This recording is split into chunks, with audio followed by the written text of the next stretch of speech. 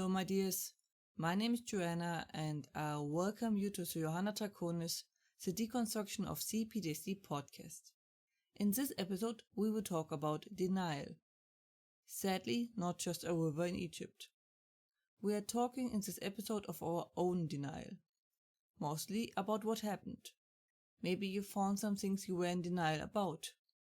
Maybe you are in denial that you are in denial of some things.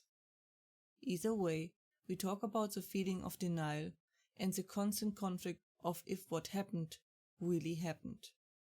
It does seem a bit wild, but I also want to go into the reason.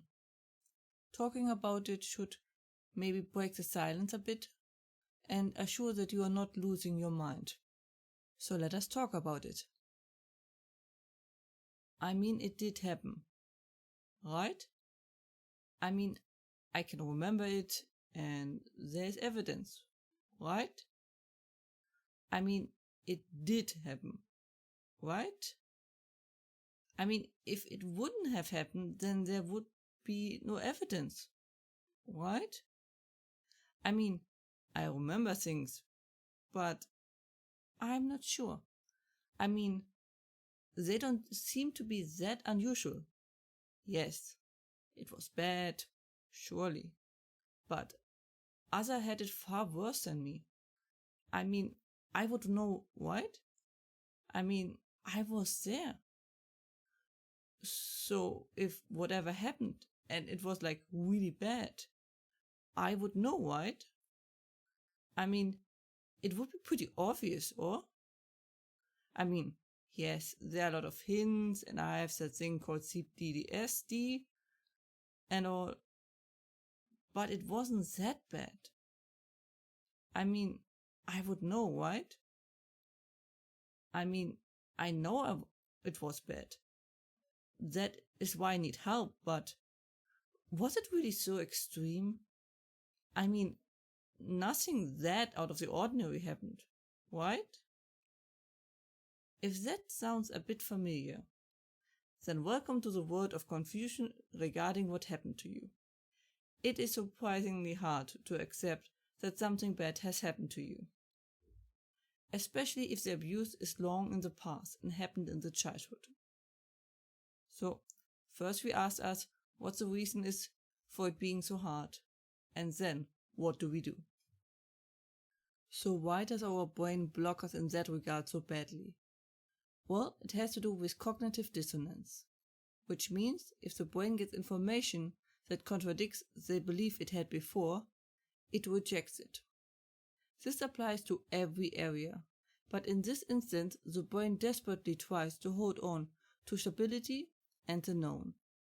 The bad experiences need to be painted brighter, so we can survive them. That is a coping mechanism. Also, the brain has learned that the abuse that was suffered as a child is normal. Nothing out of the ordinary. The suffering and damage that goes along with it is also normal.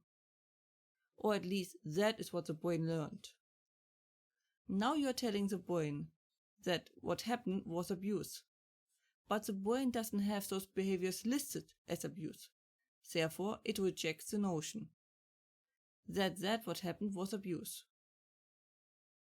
Secondly, accepting it would mean that the brain has to let go of the house of cards of lies it put in place to stop the whole place from collapsing, which it is naturally hesitant to do. But it has to happen. Only the truth will set you free. The lies are no foundation for a future, but they can be a framework to survive. So, to summarize, the brain rejects information that conflicts with old information. Therefore, nothing bad has happened to you, as it wasn't noted that way. So, now we have figured out why we are being blocked. What can we do about it? Sadly, just being aware won't make this go away. I wish that was the case. One would think once you figured out the truth, that was it. It should be like that. But the brain, especially if the abuse was over a long period of time, clung to that lie as if its life depended on it. most likely it did. That is why it is so hard to let go of it. The lie is comforting and offers stability and safety, while the truth offers none of these. The problem with the lie is that the comfort and safety are an illusion and, like a sandcastle, crumble sooner or later. That is why we sooner or later have to get away from it. So, what now? Well, the solution is simple but annoying. We have to keep dragging the brain out of that house of lies. This is one of the several instances where you have to rethink a topic several times before it goes away. Each time, it gets a bit smaller. So the only way to deal with it is to review the evidence. Be careful not to let harmful influence get in the way, or you won't be making any progress. Because if they keep giving you wrong evidence or information, the whole process starts anew. It is important to be as objective as possible. Read about other people and what they went through, so you can frame what happened to you in a clearer picture. Even with my nerve-damaged arms, I am still unsure. Yes, it keeps getting better, but sometimes you just have to walk the walk. No matter how obvious it should be, it is a road you have to walk. Did I say last week I was sick? That was the warm-up. Fever, shaking, bedridden, the whole package followed. Patience isn't my strongest suit, as I said often before. And if I didn't know better, I would think someone is messing with me. All those delays. As if the complications for the normal recordings aren't enough. Just to give you a little sneak peek, I have the construction site next to me basically all day starting from 7 a.m. until 8 p.m. in the evening. Then there's a cat who, despite usually sleeping all day, is most active if I'm trying to record. No idea why. Maybe my active voice calls him, but he does. Same goes for the dog. Then there is this violin player in the flat across the top of me, who is clearly at the beginning of his journey with his instrument.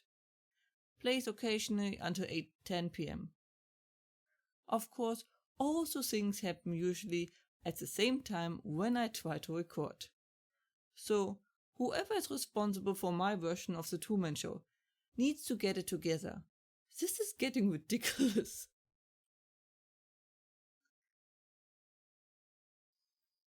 That was it for today's episode. I hope you liked it. And I hope it clears up soon for you. As usual, if you have any questions or feedback and the like, please let me know at contactme@johannatrakonis.com. More information and transcripts you can find as usually under johannatrakonis.com/podcast. And links are in the description. I hope to see you next time. Watch yourselves and have a wonderful time.